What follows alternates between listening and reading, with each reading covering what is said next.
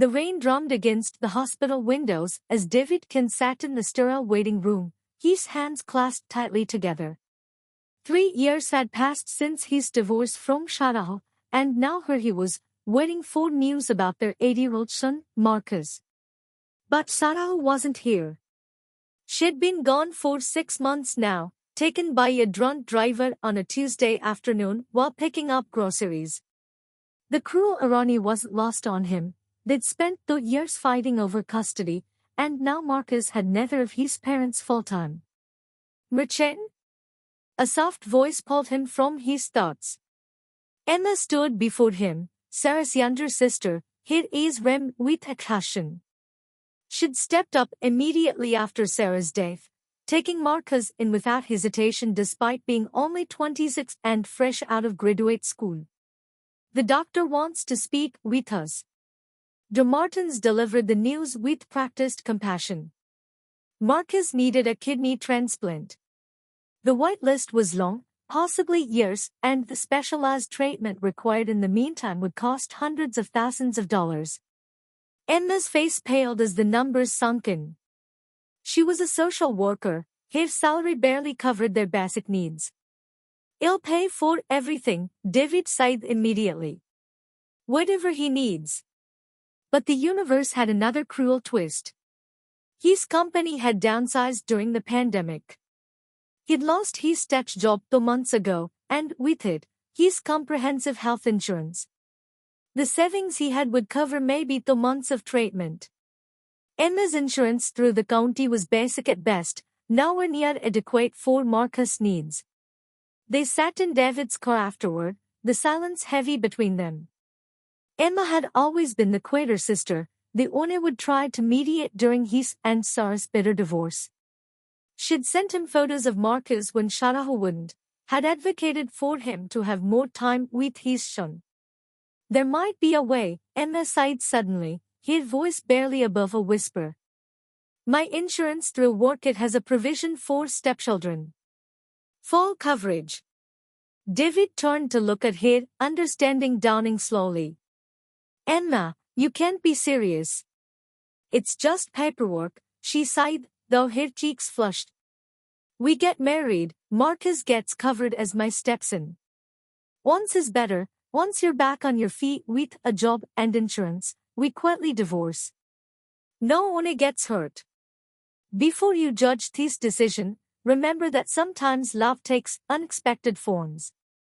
If this story touches your heart, please hit that like button and subscribe to hear more stories about families who choose love in all its complicated forms. The wedding took place at the courthouse on a Thursday morning.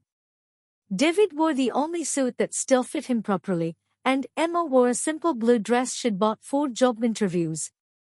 Marcus was there, pale but smiling, holding the rings in a small velvet box. 2 courthouse employees served as witnesses. "Is this weird?" Marcus asked as they signed the papers. "Dad marrying Aunt Emma." "Sometimes families work in different ways," Emma told him gently. "What matters is that we all love you and want you to get better." They moved into Emma's small 2-bedroom rental, David taking the couch despite Emma's protests. The first weeks were awkward, dancing around each other in the narrow kitchen, negotiating shower schedules, learning each other's rhythms. But slowly a routine emerged. David drove Marcus to treatments while Emma worked. He learned that she took her coffee with an embarrassing amount of sugar, that she shung off key in the shower, that she stayed up too late reading romance novels she hid under her pillow. Emma discovered that David wasn't the cold, care-obsessed man Sharaho had painted him as. He made elaborate breakfast spreads on weekends, helped Marcus with homework with infinite patience, and sometimes she caught him crying quietly on the porch after particularly hard treatment days. "You're different than Sharaho sighed," Emma mentioned on an evening as they folded laundry together. David's jaw tightened. "Sharaho and we brought out the worst in each other. I'm not proud of who I was during our marriage." "She wasn't perfect either," Emma admitted. "I loved my sister, but she could be difficult." They fell into silence, but it was comfortable now, not strained. Marcus was responding well to treatment, but the road was long. David had picked up freelance work, cutting late into the night after Marcus went to bed. Emma often brought him tea, sitting beside him at the kitchen table to grade papers or work on case files. The first real came during Marcus' birthday. He'd been in and out of the hospital, and they'd planned a small celebration in his room. But that morning had taken a turn. The party supplies sat forgotten in the car as they held vigil, taking turns holding his hand. "I'm scared," Emma whispered during his shift, tears streaming down her face. David pulled her close, and she didn't resist. "He's strong. He's got your stubbornness and Sarah's fighter spirit. And your heart," Emma added softly. Marcus pulled through, celebrating his birthday a week late with twice as much cake. But something had shifted between David and Emma during those long hospital hours. The careful distance they'd maintained began to crumble. It happened gradually. David started making Emma's coffee in the mornings. Emma began packing lunch for his job interviews. They sensed their schedules without discussion, David picking up groceries while Emma handled Marcus' medication routine. Movie nights became a tradition, the three of them squeezed onto the small couch, Marcus inevitably falling asleep between them. "You know what's funny?" Marcus sighed one evening, looking up from his homework. "Mom always said you two would like each other if you gave it a chance." David and Emma exchanged glances over his head. Sharaho would been so possessive, so jealous of anyone in David's life, had she seen something they hadn't. The seasons changed. David landed a new job with excellent benefits. Marcus' new kidney was functioning perfectly. By all accounts, their arrangement had served its purpose. Yet neither David nor Emma mentioned divorce. If you're still watching, you already know where this is going. But real love stories aren't just about the destination, they're about the journey. Don't forget to subscribe and ring that notification bell to join our family of viewers who believe in love's power to heal. The truth emerged during a parent-teacher conference. Marcus' teacher, Ms. Peterson, beamed at them. "I just want to share how wonderful it's been to see Marcus bloom this year. He talks about you both constantly, how that helps with his science projects, and Mom Emma reads with him every night. You can really see the love in this family." Mom Emma. The words hung in the air as they walked to the car. "I'm sorry," Emma sighed quickly. "I'll tell him to stop." "Don't." David caught her hand. "Please don't."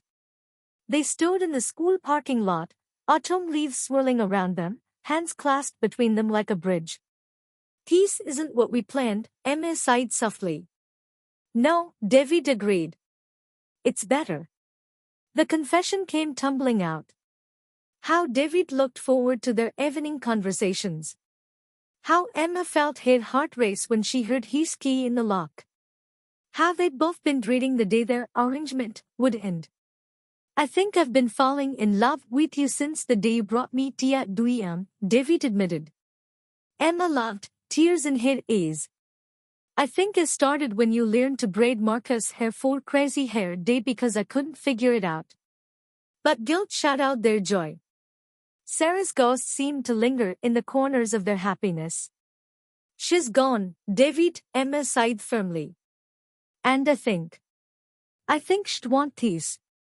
For Marcus to have two parents who love him, who love each other. She wasn't perfect, but she loved Marcus more than anything. This would make her happy." The real wedding happened a year later. Marcus was the best man, healthy and vibrant, making everyone laugh with his speech about how his parents fell in love backward. First they got married, then they fell in love, like a movie in reverse. David's parents flew in from across the country, finally meeting their grandson properly. Emma's parents, who'd been devastated by losing one daughter, found joy in seeing the other find unexpected happiness. The small backyard was filled with friends, colleagues, and 3 families worth of love. But the most beautiful moment came that evening, after the guests had gone. Marcus found them on the porch, watching fireflies dance in the garden Emma had planted. "I have something for you," he sighed shrilly, producing a crumpled paper from his pocket. It was a school assignment, "My family," written in careful 80-year-old handwriting. "My family is different but special. My mom in heaven sent me a new mom who was heading in my aunt. My dad used to be sad but now he smiles all the time. We eat pancakes on Saturdays and read books together every night. My dad married my mom Emma to help me get better, but I think maybe I helped them get better too. Love is like medicine but for your heart instead of your body." There wasn't a dry E on that porch. Years passed. David and Emma had 2 more children, sisters who grew up knowing their brother's story, understanding that families could be built in unexpected ways. Marcus grew strong and healthy, becoming a pediatric nurse, inspired by those who'd saved his life. On his wedding day, Marcus raised a toast. "To my dad, who loved me enough to sacrifice everything. To my mom Emma, who chose to love me when she didn't have to, and to my mom in heaven, who somehow knew that the best gift she could give me was bringing you two together." Our family was born from loss, built on sacrifice, and sealed with a love that chose to grow despite every reason not to. David and Emma, now gray at the temples, hands weathered by years of holding each other through good times and bad, shared a look across the reception hall. The marriage that had started as a lead to an insurance company had become the deepest truth of their lives. Love, real love, doesn't always arrive the way we expect. Sometimes it comes disguised as duty, as sacrifice, as a desperate attempt to save someone we care about. But when we open our hearts, when we choose to see beyond our plans and expectations, we might find that the universe has been conspiring all along to bring us exactly where we need to be. Marcus was right all those years ago. Love is medicine, but for the heart instead of the body. And sometimes, the most powerful prescription is simply choosing to say yes to an unexpected possibility. If this story reminded you that love can bloom in the most unexpected places, please take a moment to like this video and subscribe to our channel. Share it with someone who needs to be reminded that even in our darkest moments, love finds a way. Hit that notification bell to join our community of believers in love's transformative power. Remember, every subscription helps us share more stories of hope, healing, and the families we choose. What started as a marriage of convenience became a love story for the ages. Because sometimes, the best things in life are the ones we never planned for. Sometimes, saving one person's life can end up saving 3. And sometimes, the family we create from the ashes of loss becomes more beautiful than anything we could have imagined. Thank you for sharing this journey with us. Until next time, keep believing in love's power to heal, transform, and surprise us all.